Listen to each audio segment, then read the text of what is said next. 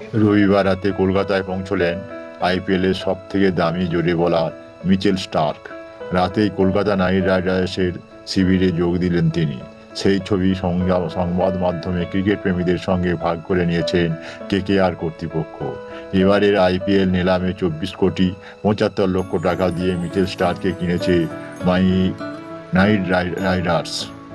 9 বছর পর আইপিএলে ফিরছেন স্টার্ক। অস্ট্রেলিয়ার পেসারকে এর আগে 2018 সালে 9,40,00,000 টাকায় কিনেছিল কলকাতা, কিন্তু সেবার খেলেননি স্টার্ক।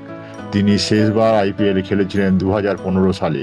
এর আগে রয়্যাল চ্যালেঞ্জার্স ব্যাঙ্গালোরের হয়ে খেলেছিলেন স্টার্ক। দু মরশুমে নিয়েছিলেন 34টি উইকেট। বৃহস্পতিবার শহরে চলে এসেছিলেন কোচ চন্দ্রকান্ত পণ্ডিত, মেন্টর গৌতম গম্ভীর ও অন্যান্য সাপোর্ট স্টাফেরা এবং অধিকাংশ ক্রিকেটার।